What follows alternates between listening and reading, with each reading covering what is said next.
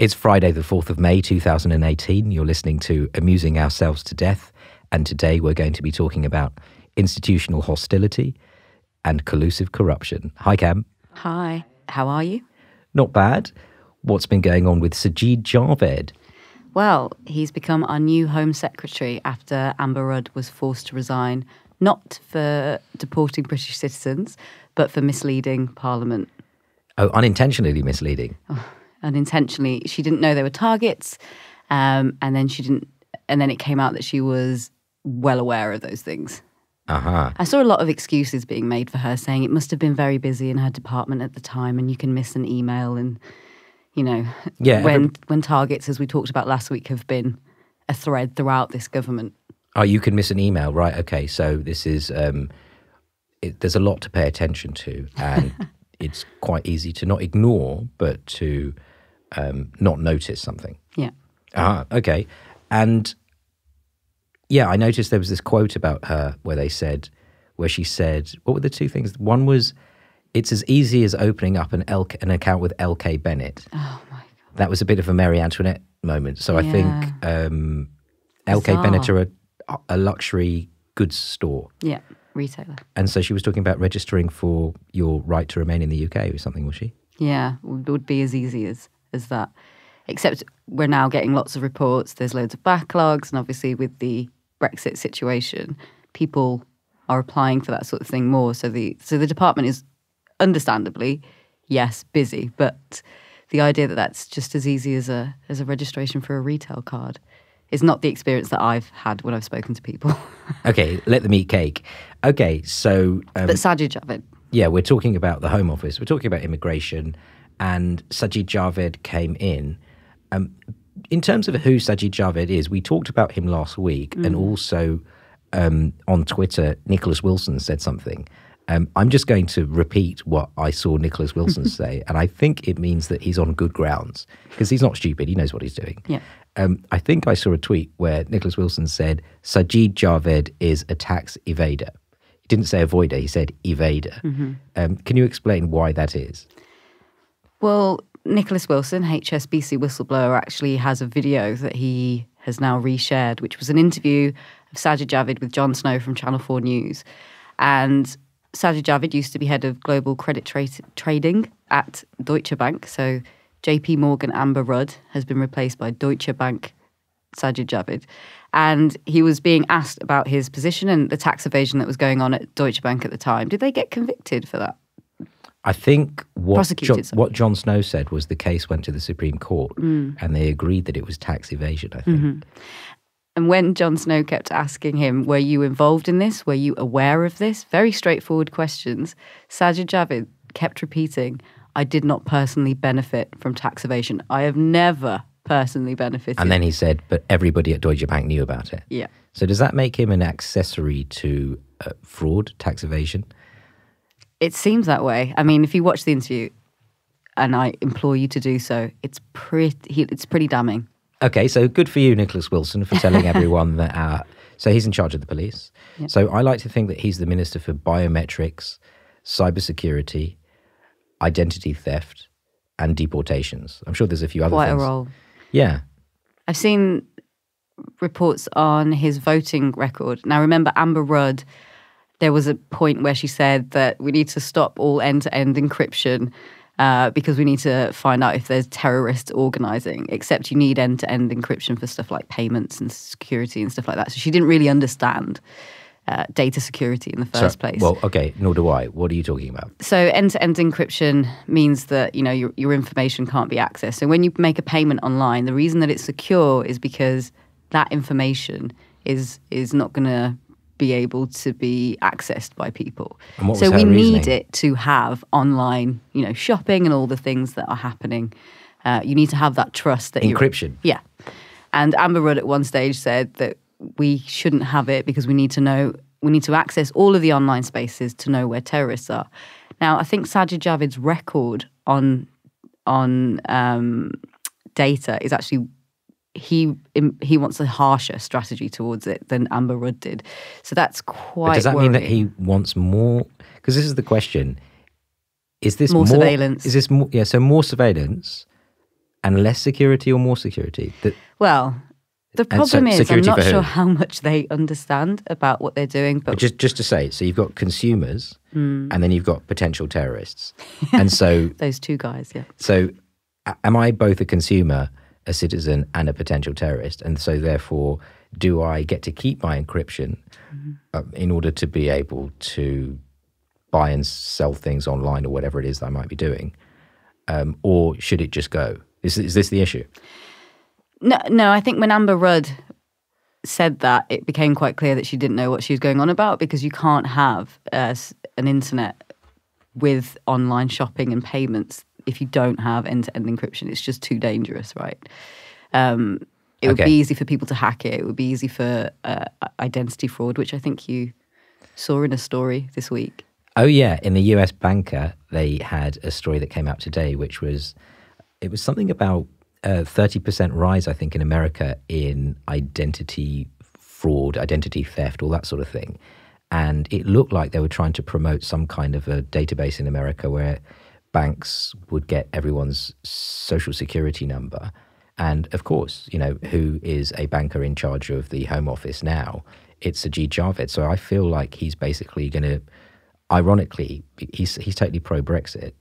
You know, he's on the new Brexit committee, and he, unlike Amber Rudd, has voted against any kind of a similar thing to the customs union. But it looks like we're going to get ID cards now, which is exactly the same as what happened when I used to live in France and Spain. You know, basically in Europe they have ID cards, here we don't. So it's kind of like the epitome of anti-Englishness to have ID cards, and we vote for Brexit and we're going to get them. So it looks like he's in charge of biometrics. Did you hear that story about the DNA where somebody's family member did that? Oh, no, wait. That Tell DNA me. story, I think it's 23. Somebody uploaded their own DNA, and then afterwards someone in their family got prosecuted for a crime that they'd done. Oh, wow. So, I mean, it's cool in the sense I that think I did hear about that. it's cheaper for police to be able to actually catch criminals. But you do also wonder a bit about your own security. Well, when we went to the Tactical Tech exhibition at the Glass House, so this was to do with your online life and looking at how your information can be used. I think it was 23andMe. It might not be, it could be another data company. Yeah. But as well as you paying £150 to access what your ancestry is and what your makeup is, they also had a contract with Pfizer, which means that they sold your DNA and your data onto Pfizer, a massive pharmaceutical company, so they could use it for more research on drugs and for their own personal benefit. So not only do they get paid from you, you know, they're getting paid from Pfizer as well. And none of these backdoor deals seem to be made a big issue of. Amazing. Now, what about Sajid Javid's behaviour in relation to Windrush? What were his initial statements? And yeah, can you shed some light on that? Well, of course, his appointment to the Home Office, the Conservative Party then made a big deal about saying this is the first Asian man who's become the Home Secretary. You know, we're breaking ground here. And one of the first statements that Sajid Javid said was, I will leave no stone unturned in getting to the bottom of what happened with Windrush. But then on Wednesday, I believe it was, there was a vote to release the documentation that explains how we got to this position, how the Home Office was deporting British citizens. And Sajid Javid voted against that. So as soon as he said there's no stone unturned, he voted against letting the public know how we got to this situation. Okay, so he said no stone unturned, and then 315 or so Conservative MPs voted for a cover-up. Yeah. Okay, so I would say that is an abuse of power in a sense, in that he has switched completely. He said no stone unturned. That's quite a clear statement. And then afterwards, except for this one, which is except for the answer to the problem. Yeah, this is a taboo. We don't want to get to the bottom of it. Okay, interesting. Just to add that he has just come from, he was a community secretary before that, and he was there during the time promises were broken to the Grenfell families in terms of getting them rehoused within a few weeks. And that's still playing out. In my opinion, if he didn't help the victims of Grenfell, he isn't going to do much for the migrants in the Home Office. Yeah, well, I remember seeing him being interviewed about the abuse that people with disabilities have received from the DWP. And he just You could just tell he didn't care. He said, "Oh, I'm against abuse of the disabled," and afterwards, but just didn't really want to go into anything that had really happened. Sure. So I think Nicholas Wilson is quite brave by talking about how he is a tax evader. And it reminds me of when I interviewed him last year and he talked about Amber Rudd wanting to castrate the Serious Fraud Office. Also, Sajid Javid will be in charge of the National Crime Agency and the police, the enforcement of economic crime, all that sort of thing. He's going to be in charge of it. And A tax evader is in charge of economic crime. yeah, and it's just absolutely amazing. So I don't think on the one hand, Nicholas Wilson says, I give him 3 months. On the other hand, what next? I mean, it's either Chancellor, Foreign Secretary, or Prime Minister. I think it's important to mention that Lord Adonis, who we're going to talk about later, said that Javid said he was a Remainer, but a reluctant one. But now that he's on the Brexit committee, he's coming at it from a Johnson-Rees-Mogg perspective, because that way he's going to have more of a shot of becoming the leader. So, Right. so Well, he's very much in line to be the leader of the Tory party. We mentioned last week he went on to that meeting, didn't he, with Michael Gove, which was a secret meeting held by hawkish neoconservatives and billionaires who were deciding on. Apparently, they were talking about how to deal with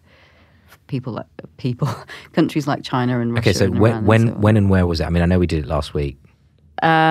I can't Georgia, wasn't it? I think it was in Georgia or something like that in the US, and it was the American Enterprise Institute. American Enterprise Institute. Yeah. So one of the well-known. And he think went with tanks. Gove. So if he went with Gove, and Gove is well known to be a neoconservative who, when he speaks to the newspapers, he just doesn't really care what he says. He's just a liar. It's Who, Michael interesting. Gove? Yeah, Well, and obviously Sajid Javid is from exactly the same school. So this is what we're talking about today, people. We've got two outright, the truth just doesn't mean anything to them at all. Of course, Gove. Sorry, not Gove. Javid was the one who said in Parliament, called Momentum activists neo-fascists while he's attending these secret meetings. Yeah, exactly. So in a way, I think it's important to look at everything in relative terms. So he said, I will make sure that everything I do is fair. And of course, what he doesn't mention is fair for me and my crew. So in a way, that's almost forgivable because he is telling the truth. He's just not telling you the whole truth. I'm going to make sure everything is fair and I decide what fair is, and my people. Now, also people are talking about how there's been lots of racism against Sajid Javid, where people have been calling him a coconut and blah, blah, blah. Yeah. So if a brown person calls another brown person a coconut, that's terrible. I'm not sure what to say about that. Yeah. But, it is bad language if you're using it in a kind of derogatory term. Uncle Tom, all of these kinds of terms are bad. I don't know what to say, whether to say, oh, surely he can take it. Or should I say, I feel sorry for him because it's sensitive? I don't really know. I'm not justifying people being rude about each other, but I mean, I'd quite like to be rude about him, but I'm not going to. My problem is that he made a comment where he said to Diane Abbott, I am a second generation immigrant too, and you don't have a monopoly on the grief that's been caused and the distress that's been caused by Windrush, except he did vote to deport first and appeal later. So he's willing to use this kind of image, and he's willing to take on the role of the Conservatives are progressive, look what they've done. And I'm concerned that he will also, abuse that in the same way he's been. How would you describe his attitude to the truth? What did you just say? Oh, well, selective. Yeah. Yeah, this reminds me also of, I have been talking to Lindsay McGowie recently, who, as I've mentioned before, has got a new book out, next year, called The Unknowers, about strategic ignorance, which Clearborn, in an interview that we'll be releasing soon, mentions. And I think that's crucial in terms of understanding how everything works. It's sometimes, if you're very high up, it's better not to know stuff because then you can't be done for it. Ron Heisler, a friend of mine who ran and was a councillor in Hackney 50 years ago and more recent than that. I like to think of him as being a revolutionary socialist, possibly communist, lovely chap. He told me about a year or two ago, when I said to him, The 1968 local elections that were apparently a landslide to the Conservatives, I said to him, that was due to mismanagement of the economy by Harold Wilson. It was due to high unemployment, devaluation, blah, blah, blah, strikes. And he looked at me almost offended. And he basically said to me, because he ran in that election and he remembers what it was like. He said, actually, no, Ranjan, it was because of one thing and one thing only, and that was Enoch Powell. And so, in a sense, I began to realize Enoch Powell was almost like the Cambridge Analytica of his day. Micro-targeting, tapping into sentiment, and basically saying that everyone should be scared. And what Ron told me, and maybe we'll interview him one day because he did agree to me now to do this. What he told me was that you could hear people screaming racist epithets all day, and that he, as a Labour candidate, and the other ones who had their roses as they walked in, were just screamed at. He said that he'd done his polling and he got more votes than he did in the election before, but the Tory vote just went up massively because of the way in which they tapped into emotion like that. On a similar subject, there's a book called Rat Fucked that came out about gerrymandering in the US, I think probably a couple of years ago. And they talk about a software called Maptitude that was originally used in the logistics industry, where you know who lives on what address. And that was used in order to work out who to send leaflets to about issues that they would get fired up about in order to win elections. So make sure you change the boundaries to put as many Democrats in one boundary, one kind of ward as possible, and let them win by 90% or something like that. And then afterwards, make sure all the other wards are structured so that the Republicans will win with 55%. Right. And that feels very similar to what Cambridge Analytica sort of did in terms of what they did. But that is another subject. Now, what you were saying about, what's his name, Javid using identity politics, I remember seeing at Edgware Road Station the other day, the TfL, there was a board and it said, "Be yourself, everyone else is taken." Oscar Wilde. And I remember just thinking, oh my God, that's identity politics. And at the same time, it's surveillance capitalism and it's deportation at the same time. You know, we were just getting ready, you know, everybody else is taken, be yourself. And I remember just thinking, oh, right, actually, this is the day that Sajid Javid takes over. And we're all just being prepared for, you know, identity politics, meaning biometrics. Anyway, Sam Gyimah, or Gyimah. I'm going to go with Gyimah. Yeah. Okay. So what's the deal with him? Open to being corrected. Well, this week there was an announcement. He's a universities minister. And he said that they were going to enforce, basically students will not be able to prevent speakers from speaking at campus events. And what we can understand from that is that I guess there's a lot of fear going around that this means you are forcing people to platform fascists. So you're talking about safe spaces. Yeah. So Sam Gyimah. How did he describe it? There's a... Oh, yes. That's the title of today's podcast. Institutional hostility, which I think is absolutely amazing because he's taking institutional racism and he's taking the hostile environment. And here he is, clearly a man of Ghanaian background as a minister. And he's saying, I'm going to take those two words and I'm just going to corrupt them. And I'm going to say institutional hostility, which you're both use to talk about. I mean, institutional racism and hostile environment are both associated with race. And I'm going to say, use those terms in order to promote fascism at universities. That's amazing. I mean, obviously it's freedom of speech, and I do believe in freedom of speech. Yeah. But it's quite amazing to know actually it's being used in order to, you know, promote UKIP-style ideas. I think it's becoming a trope. I remember once a friend of mine added me to lots and lots of groups, and one of the groups was called Freedom of Speech. This was like a Facebook group, and I quickly realised that freedom of speech meant that basically you weren't allowed to say to someone, you're being racist in this group, and they were allowed to kind of just say what they want.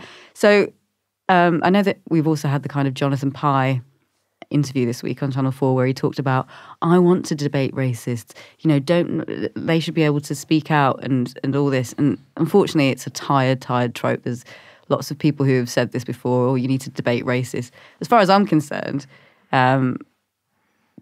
go and debate them if you like, but also have the last few years not been full of lots of ways where people have said many racist things in dog whistle ways? Or do you need to say the N-word for someone to see that as racist? Do you want them to do that? It's just a bit bizarre. So, well, you can use a scientific argument if you want and say, I'm not racist, I'm using a scientific argument. Yeah, and also there's the idea that if you'd invite someone to debate and they're a fascist, they're not seeing it as, oh, let me have this open expression of my ideas and we'll just have a tug of war with who wins. It's not to do with that. It's to do with them using that platform to recruit and to make their ideas seem respectable, and it's to make them seem more acceptable. Like, are we talking about dog whistle, basically? Yeah. So this whole idea of freedom of speech, and I think there was a review actually recently that said there wasn't really a problem on campuses. Now, some people might remember on January 1st, 2018, the government decided to announce that Toby Young, he's a Spectator columnist, he was announced as being on the new university's regulator. This was the Office for Students. And it was slipped out on the 1st of January, so everybody's suspicions were already running high.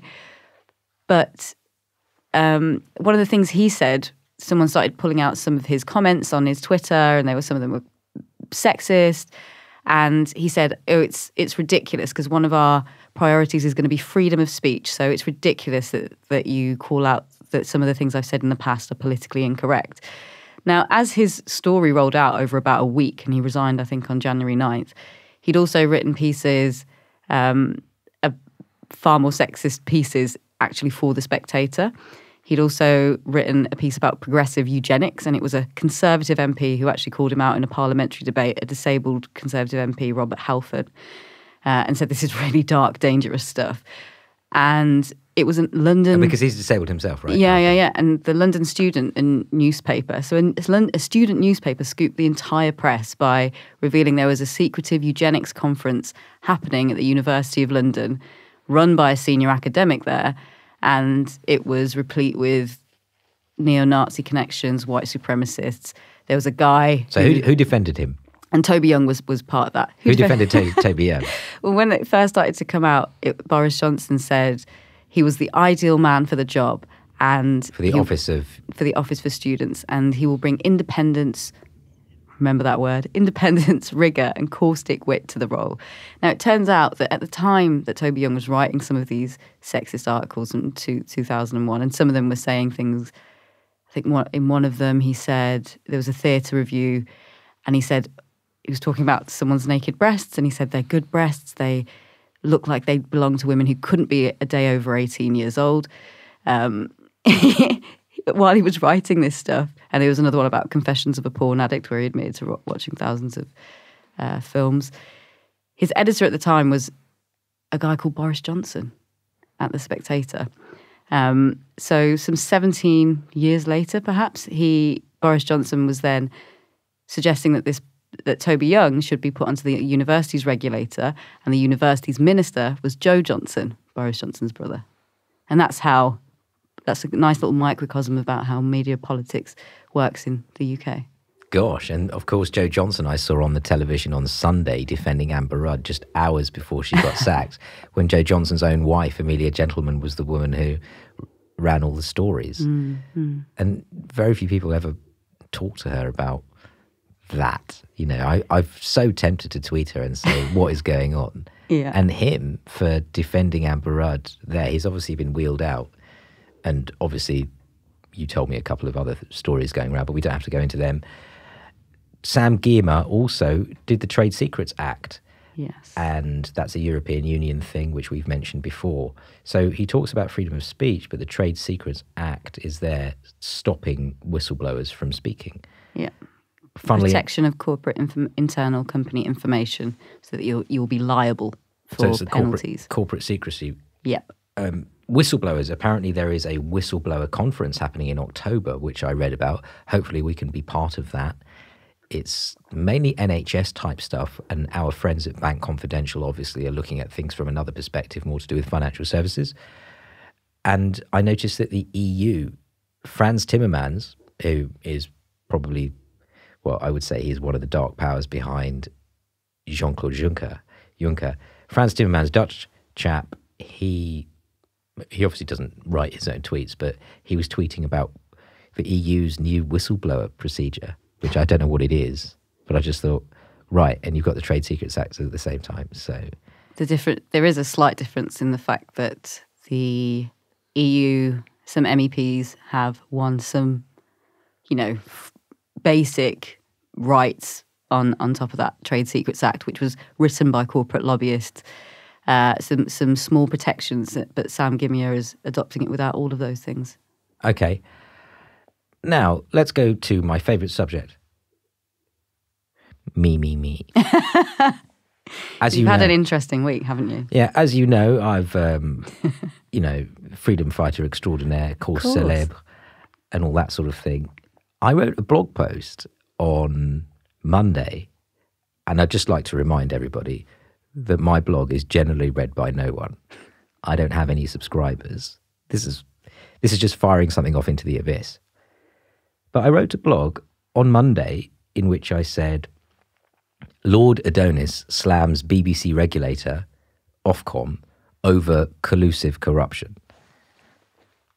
And I got an email from Ofcom telling me off, asking for me to edit the post. This is quite an honour. How quickly did they email you? I think I probably put it up at 8 or 9 o'clock, and then I edited it a bit because I was, all right, I'll admit it, I just desperate for attention. And I got down on my knees and I said to Ian Fraser and Peter Jukes, who both have 35,000 and 20,000 or however many followers, and I said, I beg you a retweet. And they were quite clever in the sense that, Peter told me to edit it.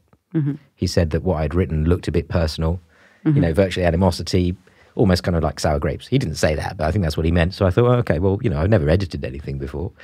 So I edited it to make it look, I just want it to travel. Yeah. So it was a little bit less vindictive, but still, sticking to the truth as far as I'm concerned. Okay. Let's just explain a little bit. What was Lord Adonis saying?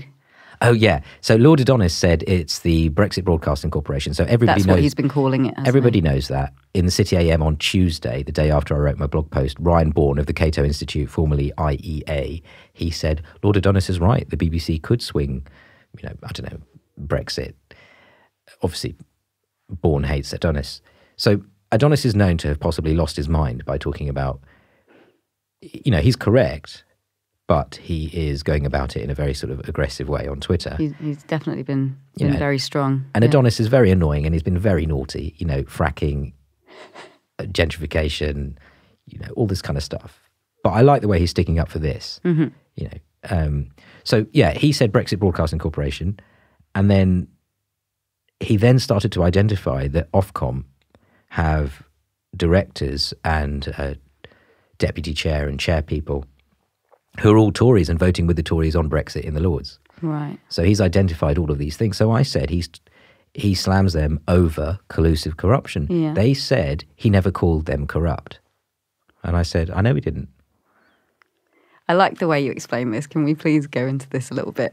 Well, so they emailed you back, and this is on your blog, so if you want to go and read it, you can. They said to you, Lord Adonis never accused us of collusive corruption. And your response was really, it was poetic. Can you explain what you said? Yeah. I said that he didn't call them collusively corrupt. That's what he was talking about. That's what he was angry about. Yeah. So if he was talking about if he said it's hot, then he's talking about the weather. If he says it's expensive, then he's haggling over the price. And if he says there is a bias at the BBC in favour of Brexit, and the deputy chair and the chair of Ofcom, who regulate the BBC, all vote with the Tories on Brexit in the Lords, then he's talking about collusive corruption. Mm-hmm. And I even put a definition from Professor David White of the University of Liverpool, who's written loads of books of this that are in the university libraries, our video with him last year, where he defines collusive corruption and corruption in the UK.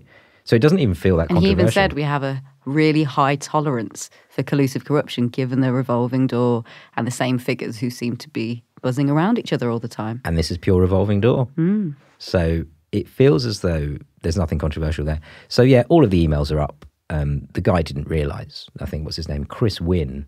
I don't think he realised. He's supposed to be a journalist, a former journalist and everything, but I don't think he realised that his logic was so sloppy.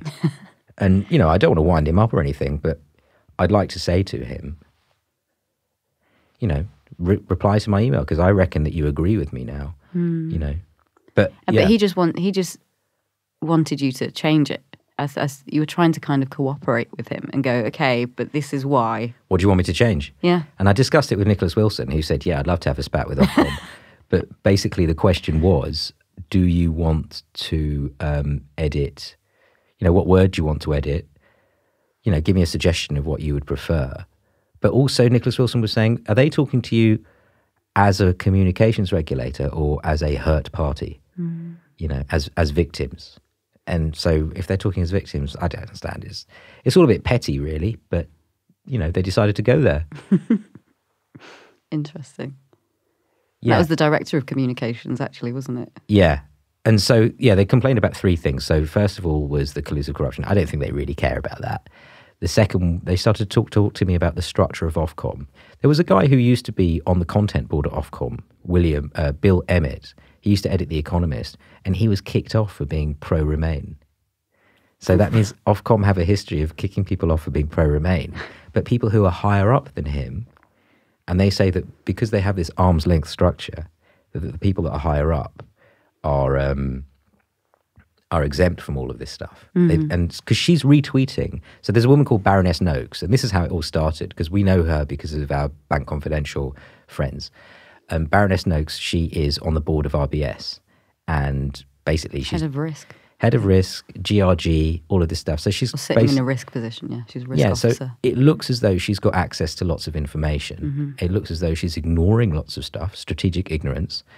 We know people that have tried to contact her where she just ignores everything they send about RBS RBS and things that are going to come out quite soon that we know about. And that was funny, yeah. So the guy from Ofcom says she hasn't committed fraud. I said, I didn't say that she has, but at the same time, I do know that she is up to her neck in it. I mean, she is. And that's all going to come out soon anyway. But he said, you can't substantiate that. And so I said to him, would you like me to? Because I'd be very happy to. But then their strategic ignorance has to kick in, because they don't want me to do that. You know, to say, okay, call people up and say, can you send them the information? Because all we've been wanting to do is to get people to pay attention to it. And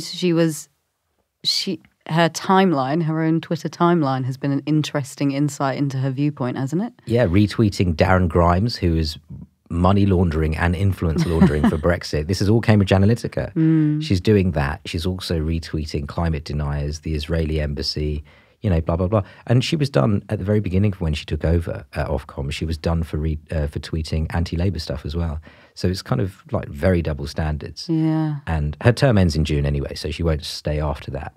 But also the RBS stuff, that was in the Mail on Sunday. Ian Fraser and Lorraine wrote all these stories about it with Noakes involved. In terms of taking lots of payouts.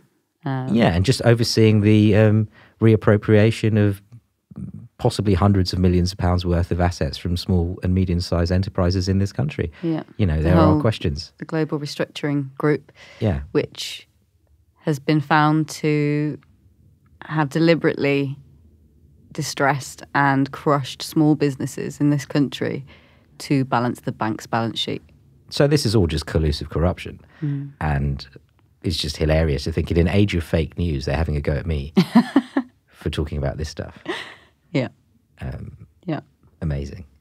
And while the situation with Toby Young happens, they're coming for you. Well, yeah. I mean, so for example, I'm on Facebook. I'm friends with, what's his name? Rod Liddle and James Delingpole. I mean, I haven't really had too much of a conversation with James Delingpole.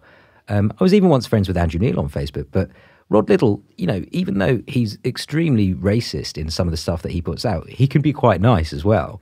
And I remember asking him, I can't believe you put that out. I can't believe you put that out. And he basically said, well, actually, the impression I got was that he has a drink and then sends stuff in. Because sometimes these things are only like 15, 25 words. Yeah. And he says, I'm surprised at what goes through and what doesn't. So he might, I assume he doesn't even remember what he said. Right. You know, he'll just say something racist and say, oh, okay. You know, or say something anti-Corbyn. Yeah. He said something anti-Corbyn that I agreed with the other day, actually. If you'll give me permission, I'll tell you what he said. What did he say? It was, I think Corbyn put out a tweet saying something along the lines of only Labour can get the best out of black and Asian voters. I think that was a little while ago. Okay.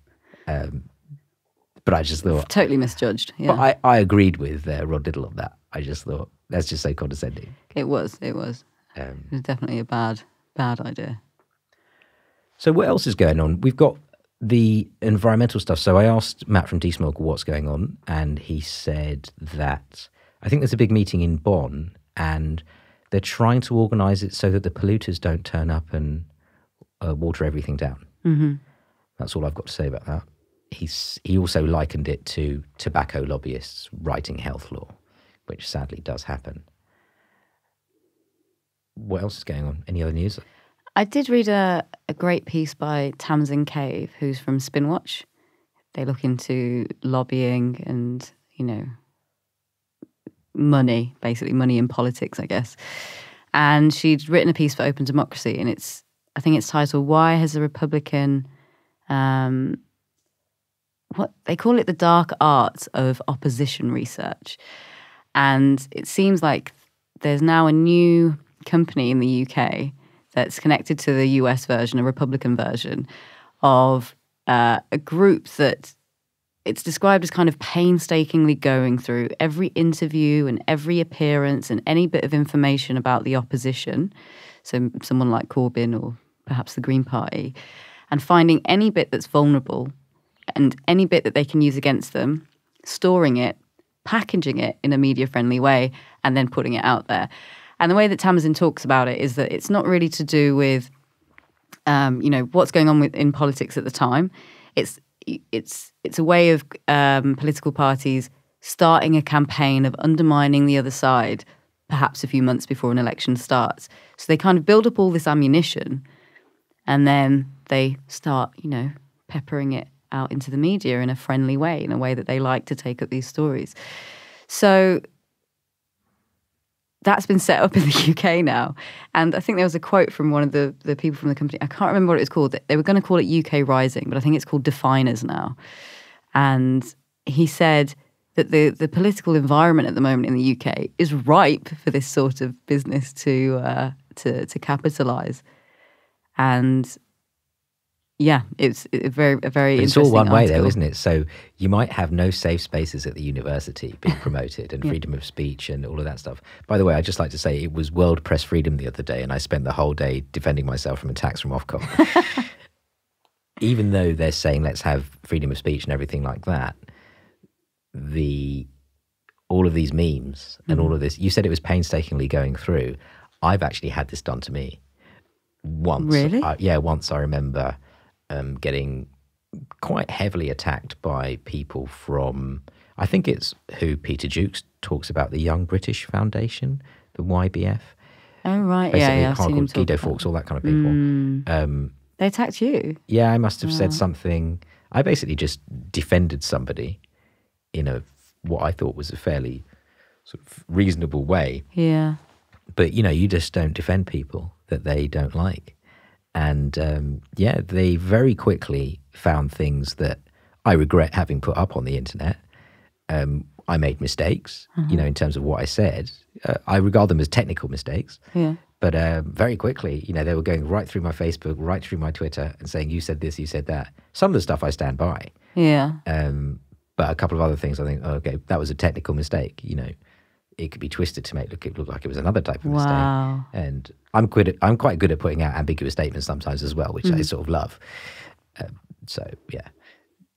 But yeah, they got me big time. And the thing is that once it happens, you're just getting these messages firing in at you. Yeah. You know, so the only two times I've had my phone go off crazy, once when I did this tweet about Zach Goldsmith, and that was cool because it was just getting retweeted. I've told you about this before. It got retweeted like 3,000 times. Yeah. And my phone was just going off like that just because it was perfect timing.